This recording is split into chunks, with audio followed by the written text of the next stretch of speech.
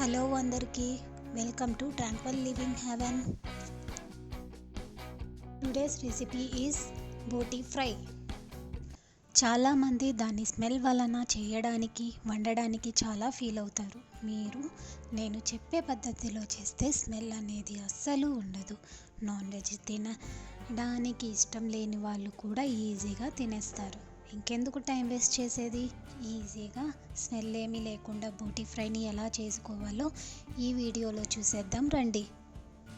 First మనం బోటీని ఉడికించుకోవడానికి ఒక pressure cooker తీసుకొని అందులోకి బాగా కడిగిన బోటీ 1 kg వేసి అందులోకి 1/2 టీ స్పూన్ పసుపు, 1 టేబుల్ స్పూన్ కారం, 1 టేబుల్ స్పూన్ ధనియాల పొడి,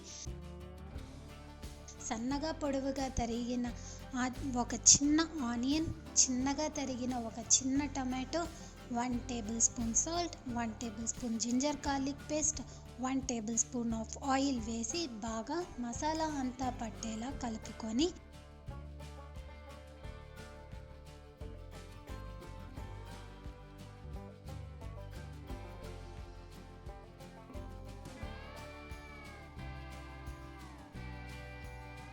అందులోకి 2 గ్లాసెస్ ఆఫ్ వాటర్ వేసి 6 విజిల్ వచ్చేంత వరకు ఉడకనివ్వాలి.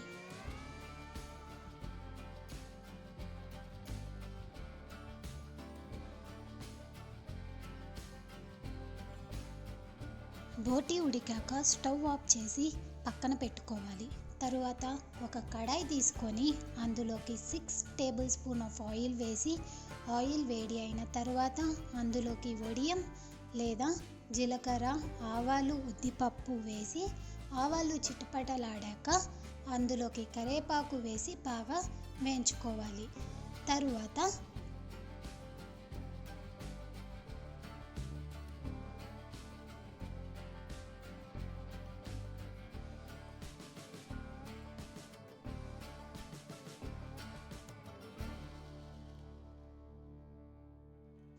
అందులో ముందుగా ఉడకపెట్టిన బోటీని వేయాలి. ఇప్పుడు మనం ఫస్ట్లో బోటీని ఉడికించేటప్పుడు కొంచెమే ఉప్పు కారం వేసాం. ఇప్పుడు మళ్ళీ ఫ్రైకి సరిపడేలా ఉప్పు తగినంత, కారం 1 టేబుల్ స్పూన్, మీరు కారంగా కావాలనుకుంటే ఇంకో 1 టేబుల్ స్పూన్ వేసుకోండి. అలానే 1/2 టేబుల్ స్పూన్ ధనియాల పొడి వేసుకొని నీళ్ళు అంతా పోయే వరకు ఉడికించాలి. ఇప్పుడు చూడండి, ఇక్కడ ఫ్రై దగ్గరకు వచ్చింది. ఇప్పుడు అందులోకి కొత్తిమీర వేసుకొని బాగా కలపాలి. మీకు ఇలాగే కొంచెం తడిగా ఉండాలనుకుంటే ఈ స్టేజ్లో 1/2 టేబుల్ స్పూన్ మిరియాల పొడి, 1 టేబుల్ స్పూన్ గరం మసాలా వేసి దించుకోండి. ఇలా చేసుకుంటే కొంచెం నీసు వాసన వస్తుంది. మీకు వీడియో స్టార్టింగ్లో చెప్పాను కదా స్మెల్ రాకుండా బోటీని ఎలా చేసుకోవాలో. జస్ట్ ఏం లేదండి, మనం బోటీని ఇంకా బాగా ఎర్రగా ఫ్రై చేసుకోవాలి.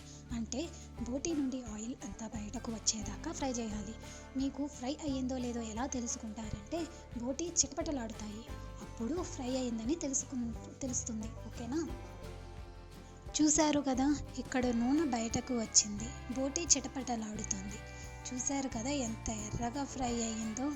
ఇప్పుడు అందులోకి 1/2 టేబుల్ స్పూన్ మిరియాల పొడి, 1 టేబుల్ స్పూన్ గరం మసాలా లేదా చికెన్ మసాలా వేసి దింపుకోండి.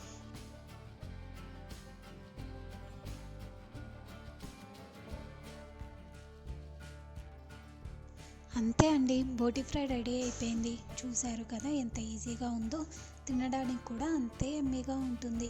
మరి ఇంకెందుకు టైం వేస్ట్ చేసేది, మీ ఇంట్లో కూడా చేసేసుకోండి. ఇది వేడి అన్నం పప్పు వేసుకొని తింటే అబ్బో ఎంత రుచిగా ఉంటుందో తెలుసా. లొట్టలు వేసుకుంటూ తింటారు అందరూ. ఈ వీడియో ఇప్పటి వరకు చూసినందుకు చాలా థ్యాంక్స్ అండి.